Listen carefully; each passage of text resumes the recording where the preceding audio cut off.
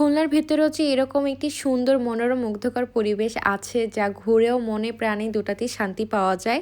তো এটা অনেকেই জানে না। তো আজকের এই প্লেসটা কোথায় আমরা গিয়েছিলাম আর কোন জায়গায় এই প্লেসটা সবকিছু নিয়ে আজকে ভিডিওটা। So let's get start the video. আসসালামু আলাইকুম। আজকে আমাদের প্ল্যানিং হয়েছিল খুবই সাডেনলি ভাবে, কারণ আমরা আজকে বের হব আম্মুকে নিয়ে। আমরা তো অনেকেই অনেক জায়গায় ঘুরতে পারি, কিন্তু আম্মুকে নিয়ে আসলে ওইভাবে টাইম কাটানো হয় না। ওই জন্য ভেবেছিলাম আজকে বের হব, কিন্তু ওয়েদার এত পরিমাণে গরম ছিল যার জন্য আমরা খুবই ক্যাজুয়াল একটা আউটফিট ক্যারি করি যাতে করে আমাদের কষ্ট না হয় অ্যান্ড আমরা আমাদের ডেস্টিনেশনও চলে যাই। আর আমাদের ডেস্টিনেশনে আসার পরে আমরা জানতে পারি এখানে টিকিট সিস্টেম করেছে, যা অনেক আগে থেকে করেছিল, কিন্তু যেহেতু আমরা লং টাইম পর এসেছি যার জন্য আমাদের আইডিয়া ছিল না এখানে টিকিট সিস্টেম করা হয়েছে। তো এনিওয়ে প্লেসে আসার পর আমার টিকিট কেটে নিই। টিকিটের পার পারসন ছিল 20 টাকা করে, যা আমার কাছে ওয়ার্থ ইট মনে হয়েছে। আর প্লেসটির নাম চেঞ্জ করা হয়েছে, আগে ছিল রাসেল ইকো পার্ক, বর্তমান নাম দেওয়া হয়েছে খুলনা রিভারভিউ পার্ক। এখন অনেকেই চিনতে পেরেছে এই পার্কটিতে, কারণ খুলনা অনেকেই গিয়েছে, কিন্তু আসলে এখানে অতিরিক্ত ক্রাউড না থাকার কারণে অনেকেই জানে না যে প্লেসটা আসলে কোথায়। তো ফার্স্টে ঢুকে আমাদের এরকম একটা আমরা স্পেস দেখতে পারবো। এরপর একটু সামনে হেঁটে যাওয়ার পর আমরা এরকম ঝাউ বন দেখতে পাবো, যেটা খুবই সুন্দর আর এত পরিমাণে বাতাস হচ্ছিল যা দেখে মনে অনেক শান্তি লাগতেছিল। সাথে পাশে একটি লেক থাকার কারণে আরও বেশি ভালো লাগতেছিল। মনে হচ্ছিল এখানে এসে আসার জন্য আমাদের কোনো রকমের কোনো কষ্টই করতে হবে না এমন, কিন্তু আসলে একটু দূরে থাকার কারণে মানে যারা খুলনার মেইন সিটিতে থাকে তাদের একটু কষ্ট হয়ে যাবে আসতে, আর যারা রূপসার দিকে থাকে তাদের কোনো রকমের প্রবলেমই হবে না। একটু আধা ঘন্টার পথে আসলেই তারা এই প্লেসটি দেখতে পারবে। আর এই প্লেসটি হচ্ছে খুলনার যে ভূতের আড্ডা ছিল বা রূপসা হয়ে যে র্যাব 6 থেকে যে রোডটা যায় ওই রোডে এসে ভূতের আড্ডা হয়ে একটু সামনে আসলেই এই পার্কটি আমরা দেখতে পারবো। আর এই পার্কে আসার পর এত সুন্দর লাগতেছিল, মানে এখানে ফটোশ্যুট করার জন্য একটা বেস্ট প্লেস। যারা নতুন কাপেল বা নতুন বিয়ে করবে তাদের জন্য এই প্লেসটা খুবই ভালো হবে শ্যুট করার জন্য, কারণ প্রত্যেকটা প্লেসেই শ্যুট করার জন্য পারফেক্ট একটা জায়গা।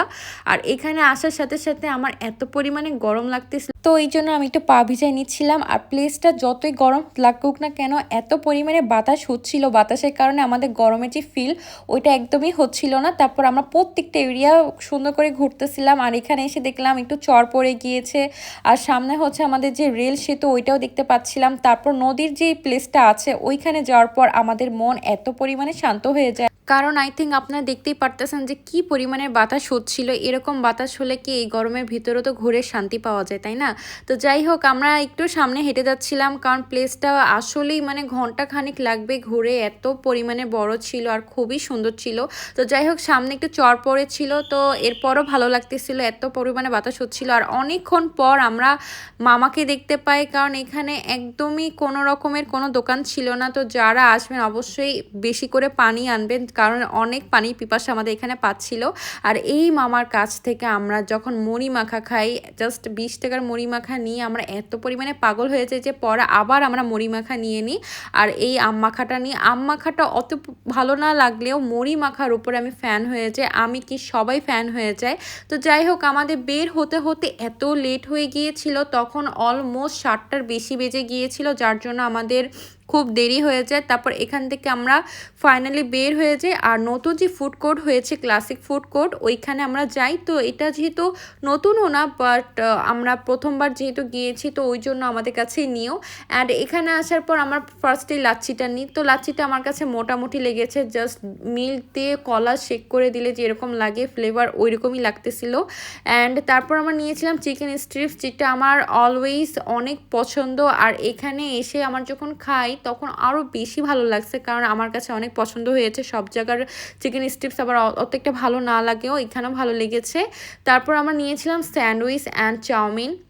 তো স্যান্ডউইচটা খুবই ইয়ামি ছিল, অনেক ভালো ছিল। আমার কাছে মনে হয়েছে স্ট্রিপস অ্যান্ড স্যান্ডউইচটা ওয়ার্থ ইট, টাকা হিসেবে খুবই ভালো ছিল। তো এখানের প্রাইস হিসেবে আমার কাছে খাবার অনেক বেশি ভালো লেগেছে। বাট একটা ডিসঅ্যাপয়েন্টিং ব্যাপার হচ্ছে যে চাউমিনের বিষয়টা, এটা খুবই খারাপ লেগেছে, শুধু আমার না সবারই। এটা তেমন একটা মজা লাগেনি, জাস্ট স্পাইসি ছিল আর কিছুই না। বাট এখানে মিট অ্যান্ড চিংড়িও ছিল। তো যাই হোক এত কিছু থাকার পরেও তেমন একটা ভালো লাগতেছিল না। এরপরও আমি কয়েক চামচ খেয়ে এনাফ হয়ে যায়, আমার আর ভালো লাগেনি। তারপর বাকিটা হচ্ছে ওরা খাচ্ছিল, আর আম্মু তো চাউমিন অনেক পাগল, বাট এখানে বলতেছিল একদমই ভালো লাগতেছে না। তো এরপরও তো খেতে তো হবে, কারণ ওয়েস্ট অফ মানি করা যাবে না। এই জন্য আমরা হচ্ছে খেয়ে নিচ্ছিলাম। এরপরে দেখলাম আম্মু নিউ রিং পরেছে, তো আম্মুকে বলতেছিলাম একটু রিংটা দেখাও। তো এই তো রিং দেখাচ্ছিল। আর যারা আমার ভিডিও দেখো অবশ্যই একটু রিয়েক্ট অ্যান্ড কমেন্ট করে দিবা, আর যারা এখনও ফলো করোনি অবশ্যই ফলো করে দিবা। তো আজকের দিনটা আমাদের এখানেই শেষ হয়। তো সবাই ভালো থেকো, সুস্থ থাকো, আল্লাহ হাফেজ।